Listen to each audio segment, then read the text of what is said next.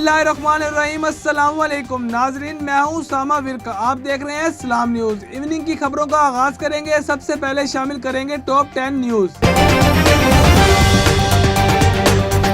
Pakistan super league में शामिल 2 मजीद खिलाड़ियों और एक स्टाफ मेंबर का कोरोना टेस्ट मुस्बत आ गया। याद रहे कि गुज़श्ता रोज इवेंट में शरीक स्टेलवी खिलाड़ी फराज अहमद कोरोना वायरस की तशखीस हुई थी, जिसके बाद कोयटा ग्लैडिएटर्स और इस्लामाबाद यूनाइटेड का मैच मुलतवी कर दिया था।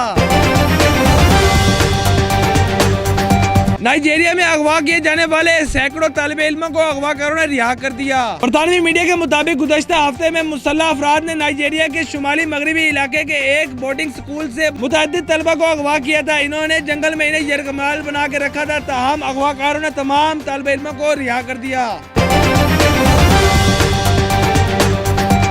आलमी इदारे सेहत का कहना है कि रवां साल के आखिर तक कोरोना वायरस का मुकम्मल खात्मा मुमकिन नहीं। सरबराह आलमी इदारे सेहत और दीगर माहिरीन का कहना है कि एहतियात से कोरोना वायरस पर काबू पाया जा सकता है। जापान के वजारत सेहत ने कहा कि फाइजर और बायोटेक की तैयार करदा कोरोना वैक्सीन की 1000 से ज्यादा टीके खराब हो गए हैं, जिस पर महकमे ने एक तहकीकाती कमेटी की तश्कील दे दी है।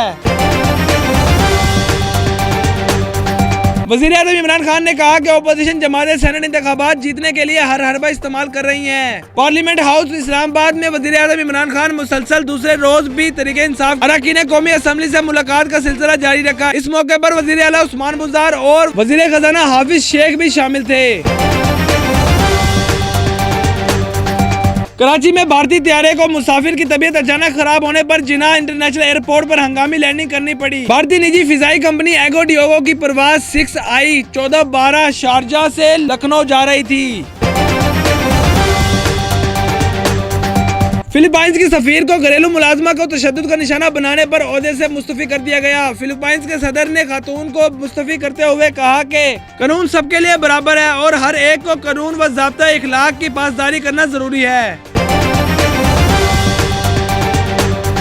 श्रीलंका में एक मां ने अपनी बच्ची को खुद साख्ता सेब से निजात दिलाने के लिए जल्लाद और आमला के हवाले कर दिया, जिसने तशद्दुद करके बच्ची को मौत के घाट उतार दिया। बच्ची की मां को पुलिस ने हिरासत में ले लिया। इसका ख्याल था कि 9 साला बच्ची को किसी हवाई मखलूक ने जकड़ रखा है।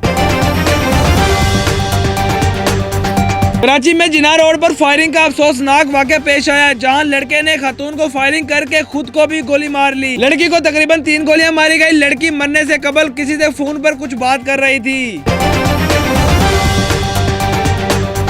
सऊदी सफारतकार की गाड़ी से टकराकर मोटरसाइकिल सवार जान भाग हो गया। यह वाक़या इस्लामाबाद के थाना शालीमार की हदूद में पेश आया, जहां एक सऊदी सफारतकार की गाड़ी से मोटरसाइकिल सवार टकराकर जान भाग हो गया।